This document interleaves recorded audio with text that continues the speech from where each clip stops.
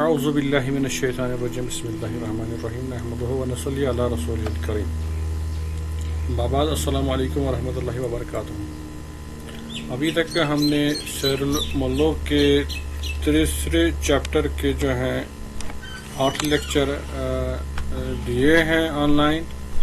تو ابھی ہم 9واں لیکچر آپ کے سامنے پیش کر رہے ہیں۔ پچھلے لیکچر میں ہم نے دیکھا تھا کہ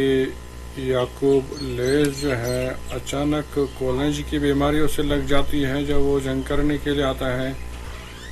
خلیفہ کے ساتھ، اور راستے میں وہ اپنے بھائی عمر لیث کو جو ہے بادشاہ بنا دیتا ہے، اسے خلافت عطا کر دیتا ہے اور خود آخرت کے لیے چلا جاتا ہے۔ پھر عمر لیث جو ہے وہ جنگ کرنے کے لیے آگے نہیں بڑھتا ہے، وہ جنگ کرنے کے بجائے وہ فرار کرنا ہی واپس مناسب سمجھتا ہے اور وہ واپس چلا جاتا ہے۔ اب یہاں سے آج آگے بڑھیں گے۔ ولیکن خلیفہ ازوی اشتعاری میں بود، ولیکن یعنی لیکن خلیفہ کو ازوی اس سے اشتعاری میں بود، اس سے ڈر تھا، یعنی اشتعار سے مراد دل میں کسی چیز کا ڈر ہونا، کہ نباید کی او نیز بر طریقت برادر، کہ خدا نہ کرے کہ وہ بھی اپنے بھائی کے طریقے پر چلا جائے، یعنی وہ بھی فوج جمع کرے اور کبھی حملہ کرے۔ وہ فردا روز ہمان پیش گرد، و فردا روز ہمان پیش گرد، اور کل کو وہ وہی جو ہے طریقہ اختیار کرے، وہی جو اس کے بھائی نے کیا تھا، کہ برادر بردست گرفت بود، جو کہ اس کے بھائی نے ہاتھ میں لیا تھا، جو طریقہ اس کے بھائی نے اپنایا تھا۔ ہر چند کی عمرو ان اعتقاد نداشت، یعنی ہر چند کے یعنی جہاں تک کہ ہم بات کریں عمروں کی، اس کے دل میں ایسا کوئی اعتقاد نہیں تھا، لیکن خلیفہ ازین مانے اندیش مند بود، لیکن خلیفہ جو ہے اس بارے میں کافی فکر مند تھا، اندیش مند یعنی فکر مند تھا۔ پیوستہ در سرکس می فرستاد به بخارا نزدیک اسماعیل بن احمد، یعنی عمر لیث جو ہے وہ چپکے سے در سر قسمی فرستاد، کسی آدمی کو اپنے آدمی کو بیچتا تھا، مسلسل بیچتا تھا، بخارا بیچتا تھا، بر نزدیک اسماعیل بن احمد یعنی خلیفہ اسماعیل بن احمد کے پاس بیچتا تھا، عمر لیث بیچتا تھا۔ خروج کن یعنی تم نکل جاؤ، ببر عمر لیث لشکر کش، یعنی عمر لیث پر لشکر کشی کر۔ وہ ملک از دست او بیرون کن، اور ملک جو ہے اس کے ہاتھ سے نکال دے، یعنی اس کی سلطنت کو ختم کر دے، وہاں پر اپنے حکم قائم کر دے، کہ تو برحق تری امارت خراسان و عراق را که این ملک سالها بسیار پدران تو را بوده است و ایشان به تغلب دارند، یعنی از دست او بیرون کن یعنی اس پر اپنی حکومت کر، اس کے ہاتھ سے وہ نکال دے، کہ تو برحق تری کیونکہ تمہیں زیادہ حق ہے، امارت خراسان و عراق یعنی خراسان اور عراق کی امارت کا یعنی وہاں کی حکومت کا، سلطنت کا تجھے حق ہے، کہ ان ملکوں کی یہ ممالک جو ہیں سالہا بسالہا یہ بسیار کافی سالوں سے پیدران تورا بودے است تمہارے پیدران یعنی تمہارے جدوں کے تحت ان علاقوں کی حکومت رہی ہے، و ایشان اور انہوں نے یعنی عمر لیث اور اس کے بھائی نے بتغلب دارند انہوں نے اس کو تغلب میں لیا ہوا ہے۔ تغلب کا مطلب ہے غلبہ کرنا، کسی چیز پر تغلب کرنا، غلبہ کرنا یا تسلط کرنا، یعنی انہوں نے تسلط کر کے اس کو اپنے قبضے میں لیا۔ یہ کہ ان کے خداوند حق توئی، یعنی عمر لیث کو سمجھانے کی سمجھاتا بھی ہے ساتھ ساتھ میں، کہ اس میں جو ہے کئی وجوہات کی بنیاد پر میں تمہیں یہ کام کرنے کو کہہ رہا ہوں، یہ کہ ان کے خداوند حق حق تویی و دیگر ان کی سیرتائی تو پسندیدے است. پہلا یہ کہ یکی ان کی خداوند حق تویی، کیونکہ خداوند حق تویی یعنی تم جیسے بادشاہی کا وہ وہاں حکومت کرنے کا حق ہے. اور دیگر ان کی، اور دوسری بات یہ کہ سیرتائی تو پسندیدے است، کیونکہ تمہاری سیرت جو ہے وہ پسندیدہ ہے، اچھی ہے تمہاری خصلت. وسح، اور تیسری بات یہ کہ سے دیگر ان کی دعائی من در قفائے توست، میری دعا بھی تمہارے ساتھ ہے. بدین ہر معنی شک نہ کنم، میں ان تین مفہوم میں معنی میں جو میں کہہ رہا ہوں اس میں کوئی شک نہیں کرتا ہوں کہ عزت تعالیٰ ترا بر و نصرت دہد،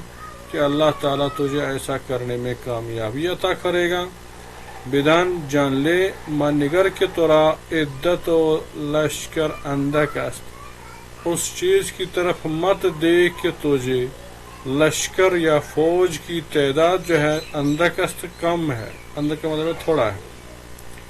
بدان نگر، اس چیز کو دیکھ کے خدائے عز و جل می گوید، کیونکہ اللہ تعالیٰ جو ہے فرماتے ہیں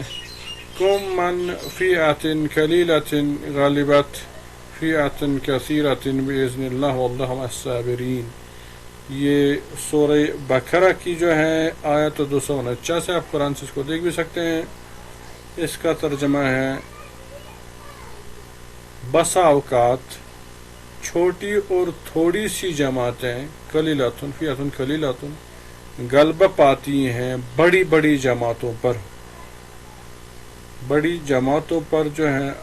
غلبہ پاتی ہیں باذن اللہ. یہ اس میں اللہ کی مرضی ہوتی ہے، اللہ کا اذن ہوتا ہے. واللہ مع الصابرین، اور اللہ تعالیٰ صبر کرنے والوں کے ساتھ ہے. اللہ تعالیٰ صبر کرنے والوں کا جو ہے حامی ہے. یعنی یہاں تک ہمیں پتہ چلا کہ عمر اللیث بظاہر وہاں حکمرانی کرتا تھا، لیکن چپکے سے اپنے کچھ آدمیوں کو اپنے ہی ملک کو خلیفہ کے تسلط میں دینے کا خواہش مند تھا. اس لیے اس کو اکساتا تھا کہ مجھے ڈائریکٹلی تجھے دینے کا کوئی وہ موقع نہیں ہے، اس لیے تم آ کے اس پر حملہ کر لو تاکہ میں اپنی سلطنت جہاں میں حکمرانی کر رہا ہوں وہ تمہیں دوں. یہ تمہارا یہ حق ہے کہ تمہارے جد و اجداد اس پر حکومت کرتے آئے ہیں، میرے بھائی نے جو ہے یہ تجھ سے چھین لیا ہے. تو اب آگے بڑھیں گے. پس سخنہائے خلیفہ در دل او کار کرد، یعنی عمر اللیث خلیفہ کی باتوں نے اس کے دل پر جو ہے اپنا کام کیا، اپنا اثر کیا. وہ عزم درست کرد، اور خلیفہ بغداد نے جو ہے اپنا عزم جو ہے درست کیا کہ با عمر اللیث مخالفت کند، کہ وہ عمر اللیث کے ساتھ جو ہے مخالفت کرے، اس کے ساتھ جنگ کرے. لشکری کی داشت ہمارا غیر ذکرد، جو بھی لشکر اس کے پاس تھی، جو بھی فوجیں اس کے پاس تھی، سب کو اس نے جمع کیا. وہ از جیجون بر انسو بے گزشت، اور جیجون علاقے سے یہاں کی طرف مڑا. و بسر تازیانہ بے شمارد، اور بسر تازیانہ یعنی اپنا وہ جو ہے ساز و سامان تازیانہ اس کو وہ گننے لگا کہ اس کے ساتھ کیا تازیانہ ہے، کیا فوجی ہتھیار وغیرہ ہیں. 10,000 سوار برآمد، تو کل 10,000 گھوڑے والے سوار فوجی سوار ہیں. چنان کے بیشتر سواران را رکاب چوبین بود، اور ان میں سے بھی بہت سارے سواروں کو جو ہیں لکڑی کی رکاب تھی. رکاب کہتے ہیں زین کے اوسیسے کو جہاں پاؤں رکھا جاتا ہے، اکثر وہ لوہے کا ہوتا ہے لیکن انہیں لکڑی کی تھی. و از ہر دہتن یک تن سپر نداشت، سپر ڈھال کو کہتے ہیں، اپنے بچانے کے لیے ڈھال رکھا جاتا ہے، آگے لوہے کا ہوتا ہے. بعض ہر دہتن، ہر 10 آدمیوں میں سے، یک تن سپر نداشت یعنی ایک آدمی کو ڈھال نہیں تھی، 9 آدمیوں کو تھی، ایک کو نہیں تھی. وہ از ہر 20 یک مرد جوشن نداشت، اور ہر 20 آدمی میں سے ایک آدمی کے پاس جوشن نہیں تھا. جوشن کہتے ہیں بازو بند کو. یعنی جو بازوں پر لگایا جاتا ہے، اگر کسی تیر آ جائے، تلوار کا وار آ جائے، تلوار کا حملہ آ جائے تو وہ جوشن پر لگ جاتا ہے، انسان زخمی ہونے سے بچ جاتا ہے۔ وہ از ہر 50 مرد یک مرد نیزہ نداشت، اور ہر 50 آدمی میں سے ایک آدمی کے پاس تلوار بھی نہیں تھی۔ وہ مرد بود کہ از بے ستوری جوشن بر فتراک بستے بود، اور کچھ ایسے بھی آدمی تھے، کچھ مرد ایسے بھی تھے جو بے ستور تھے، یعنی ان کے پاس کوئی ڈسپلن نہیں تھا، جنگی کوئی حکمت عملی کا پتہ نہیں تھا، کوئی طریقہ نہیں تھا۔ ان ڈسپلن سے کہتے ہیں جس نے اپنے بے ہنری کی وجہ سے اس جوشن کو جو بازوں پر باندھا جاتا ہے، بر فتراک بستے بود، اس نے فتراک پر باندھا تھا۔ فتراک کہتے ہیں گھوڑے کے زین کا جو تسمہ ہوتا ہے، جو رسی ہوتی ہے جس سے وہ زین بنا ہوا ہوتا ہے اور پیچھے کی طرف سے باندھا ہوتا ہے، اس کے ساتھ اس کو باندھا ہوا تھا، بستے بود باندھا ہوا تھا۔ وز از آموئی برداشت و بشہر بلخ آمد، اور وہ آموئی علاقے سے اٹھا، برداشت اٹھا، وہ بشہر بلخ آمد، اور بلخ شہر جو ہے پہنچ گیا۔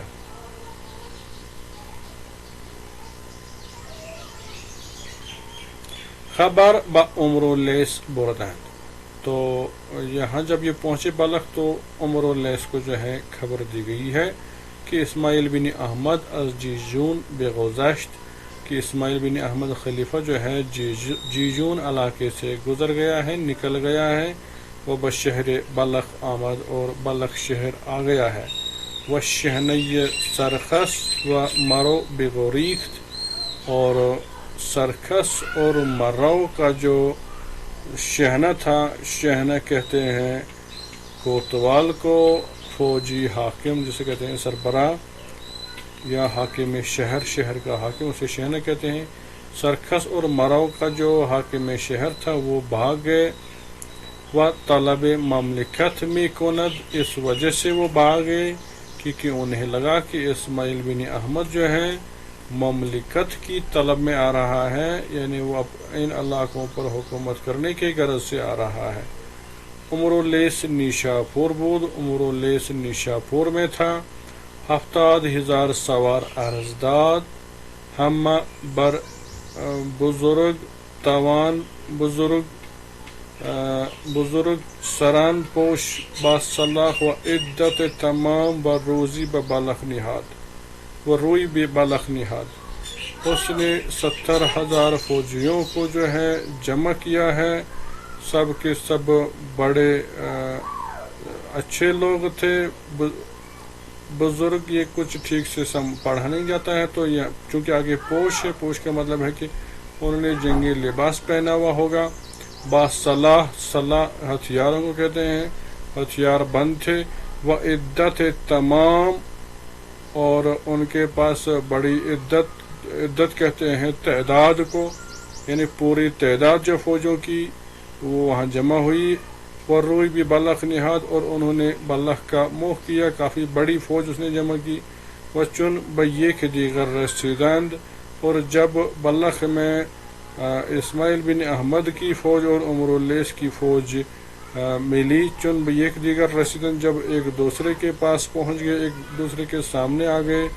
مصاف کردند، تو انہوں نے آپس میں اتفاق کیا، جنگ نہیں کرنا چاہا۔ اتفاق چنان افتاد، اور ایسا اتفاق ہو گیا، ایسا معاملہ پیش آیا کہ عمر لیس بدر بلخ گرفتار شد، کہ عمر لیس جو ہے وہ بلخ کے دروازے پر ہی گرفتار ہو گیا، یعنی بلخ پہنچتے ہی وہ گرفتار ہو گیا۔ وہ 70,000 سوار او بہزیمت برفتن، اور اس کے 70,000 فوجی جو ہیں، ہزیمت کا مراد ہے ہارنا، یعنی وہ ہار کی طرف چلے گئے۔ چونان کی ایک تن را جراحتی نہ رسید، جب انہوں نے جو ہے ہار قبول کی تو ایک آدمی بھی ایسا نہ رہا کہ جس کو زخم لگ چکا ہو، یعنی ایک آدمی کو بھی یعنی جنگ نہیں ہوئی اور کسی کو کوئی زخم نہیں لگا۔ وہ نہ کسی اسیر گشت، اور نہ ہی ان میں سے کوئی ہے ایسا تھا جو قید ہو گیا، الا عزم یعنی ہم، سوائے، الا کا مطلب ہے سوائے، عزم یعنی ہم سب میں سے عمر اللیث گرفتار شد، عمر اللیث ہی گرفتار ہو گیا، وچن اورا پیش اسماعیل آوردند، اور جب اس کو اسماعیل بادشاہ یا خلیفہ کے پاس لایا گیا، بے فرمود اس نے حکم دے دیا، تا او را با روز بانان سپردند، تو اس نے روز بانان یعنی جو دن کے خادم ہوتے ہیں، روزبان کہتے ہیں، پاسبان یا دربان، اس طرح سے روزبان ہوتا ہے، روزبان ان سپاہیوں کو کہتے ہیں جو دن میں پاسبانی کرتے ہیں، ان کے حوالے کیا گیا ہے، وہ ان ایک فتح از عجائب یہ دنیا است، اور یہ ایک عجیب قسم کی فتح تھی جس میں 70,000 فوجی ہو، جنگ نہ ہوئی ہو، اور فوجیوں نے اپنے ہاتھ کھڑے کر دیے ہو ایک کمزور فوج کے سامنے، اور اس طرح سے عمر اللیث سے گرفتار ہو جاتا ہے، اور باقی فوج کو گرفتار نہیں کیا جاتا، اور کسی کو زخم بھی نہیں آ جاتا، اور اسماعیل بن احمد اس میں کامیاب ہو جاتا ہے۔ تو یہ ایسی فتح تھی جو عجیب، دنیا کے عجائبات میں سے ایک عجیب فتح تھی۔ آگے بڑھتے ہیں۔ چن نماز دیگر شد، جب دوسری نماز کا ٹائم آ گیا ہے، یعنی جب 4 بجے کی نماز کا وقت آ پہنچا ہے، عصر نماز سے کہتے ہیں، نماز دیگر فارسی میں دیگر نماز کہتے ہیں۔ فراشی کے اذن عمر اللیث بود، یعنی جہاں عمر اللیث اب روزبانان کے ہاتھ میں تھا، تو ان میں ایک فراش، جس کو ہوٹل میں جیسے ویٹر کہتے ہیں، کھانا پلانے والا، کھانا دینے والا، فراشی کے از ان عمر اللیث بود، وہاں ایک ویٹر تھا جہاں عمر اللیث بھی تھا، در لشکرگاہ میں، می گردید، وہ وہاں گھوم رہا تھا، یعنی ایک ویٹر لشکرگاہ میں جہاں عمر اللیث بھی بند تھا، وہاں وہ گھوم رہا تھا، ادھر ادھر جا رہا تھا۔ چشمش بر عمر اللیث افتاد، اس کی نظر جو ہے عمر اللیث پر پڑی، دلش بسوخت، اس کا دل جو ہے اندر ہی اندر جل گیا کہ کل بادشاہ تھا، آج ہمارا یہاں غلام بن گیا ہے۔ پیش او رفت، وہ اس کے پاس چلا گیا، عمرو او را گفت، عمرو نے اسے کہا، امشبی را با من باش، آج کی رات میرے ساتھ رہ، کہ بس تنہا بھی ماندے ہم، کیونکہ میں اکیلا پڑ گیا ہوں۔ پس گفت، پھر اس نے کہا، مردم تا زندہ، یعنی جب تک انسان زندہ ہے، زندہ باشد، اورا از قوت چارہ نیست، اس سے کھانے سے کوئی چارہ نہیں ہے، یعنی وہ کھانا نہیں چھوڑ سکتا، اسے کچھ نہ کچھ کھانا چاہیے، اسے جسمانی قوت ہونی چاہیے۔ تدبیر چیزی خوردنی کن، اسے کہا کھانے کے لیے کسی چیز کی کوئی تدبیر کر دے، کہ مرا گروسنی است، کیونکہ میں کافی بھوکا ہوں۔ عمر اللیث کہتا ہے کہ زندہ رہنے کے لیے مجھے کھانے کی کچھ طاقت کی کچھ ضرورت ہے، اس لیے چونکہ میں بھوکا ہوں، اس لیے میرے لیے کوئی کھانے کی کوئی تدبیر کر۔ یہ فراش کو کہا جاتا ہے، ویٹر کو کہا جاتا ہے۔ فراش یک منی گوشت بدست آورد، فراش نے تھوڑا سا ایک مٹھی بھر یا منی سے مراد کچھ گوشت یہاں حاصل کیا، کہیں سے کچھ گوشت کا ٹکڑا لایا۔ وہ تابعی آہنین از لشکریان آریت خواست، اور لشکریوں سے، فوجیوں سے، تابعی آہنین، تابع کہتے ہیں دیگچہ کو، تابعی آہنین لوہے کے کسی برتن کو جو ہے مانگا ہے، فوجیوں کو آریت سے مراد ادھار مانگا ہے، خواست سے مراد چاہا، یعنی ان سے ایک دیگچہ مانگا۔ وہ باہر جانب بدوید، اور پھر دیگچہ پانے کے بعد اس نے ہر جانب ادھر ادھر دوڑا۔ لختی سرگین خشک از دشت برجید، اس نے لختی کا مراد تھوڑا، سرگین کہتے ہیں گوبر کو، گوبر خشک یعنی سرگین خشک یعنی خشک گوبر کے کچھ پیسز، از دشت صحرا سے برچید، اس نے اٹھا لائے، چن لائے۔ وہ کلوخی دو سے برہم نہاد، کلوخ مٹی کے ٹیلوں کو کہتے ہیں۔ اور اس نے 2-3 مٹی کے یا پتھر کے کیا ہوگا اس کا اویلیبل یا اینٹیں جس کو ہم کہہ سکتے ہیں، ویسے اینٹوں کو اپنا نام ہے، کلو کی مٹی کے پیسز کو کہتے ہیں، برہم نہاد انہیں ایک دوسرے کے پاس رکھا، ایک ساتھ رکھا، و تابہ برسر نہاد اور تابہ جو ہے اور دیگچہ جو ہے اس پر رکھا، تا کلیہ کند تاکہ وہ تیار کرے اسے پکائے، وچن گوشت در تابہ کرد اور جب اس نے گوشت دیگچے میں ڈالا، مگر بطلب پارے نمک شد، پھر وہ نمک کے کچھ دانوں کے لیے کی طلب میں نکل گیا، یعنی کچھ نمک لانے گیا تاکہ وہ اس میں تھوڑا نمک ڈالے، وہ روز بآخر آمد بود، چونکہ یہ وقت دن کے آخر وقت کا تھا، جب وہ خود نمک لانے گیا، سگی بیامد وہاں سے ایک کتا آیا، وہ سردر تابہ کرد اور اس نے دیگچہ میں اپنا سر ڈال دیا، تا استخوان بردارت تاکہ گوشت میں سے ہڑیاں وہ نکالے اور تاکہ لڑیوں کا گوشت کھائے، دہانش بے سخت چونکہ وہ گرم تھا اور اس کا منہ جل گیا، سگ سر بر آورد اس نے کتے نے جو ہے اپنا سر دیگچے سے باہر نکالا، حلقہ یہ تابہ در گردنش افتاد، اور دیگچہ کا جو حلقہ تھا، دیگچہ کا جو منہ تھا وہ اس کی گردن میں جو ہے پھنس گیا، وہ از سوزش آتش بتخاست اور گرمی کی وجہ سے جو ہے اس کا جو جب اس کی گردن جل گئی تو گرمی کی وجہ سے، آگ کی گرمی کی وجہ سے، بتخاست جب اس کا حلقہ جو ہے گردن میں پھنس گیا تو وہ حلقہ لے کر ہی بھاگ گیا، وہ تابر آبے برد اور دیگچہ کو گردن میں ہی لے لیا جلتے جلتے، امراللیس چناندید امراللیس نے جب ایسا دیکھا، روئی سوی لشکریان و نگہبانان کرد، اس نے اپنا منہ فوجیوں کی طرح اور نگہبانوں کی طرح، حفاظت کاروں کی طرح کیا، وہ گفت اور کہا، عبرت گیرید، ان سے کہا کہ اس چیز سے آپ عبرت حاصل کریں کہ من ان مردم، کہ میں وہ آدمی ہوں کہ بامدادان کی میرے صبح کے وقت، مطبخ من میرا جو ہے کچن یا میرے کھانے کا سامان، 400 شتر می کشیدند، 400 اونٹ میرا کھانے کا سامان اٹھاتے تھے، شبانگاہ سگی برداشت است، اور شام کے وقت کتے نے میرا کھانا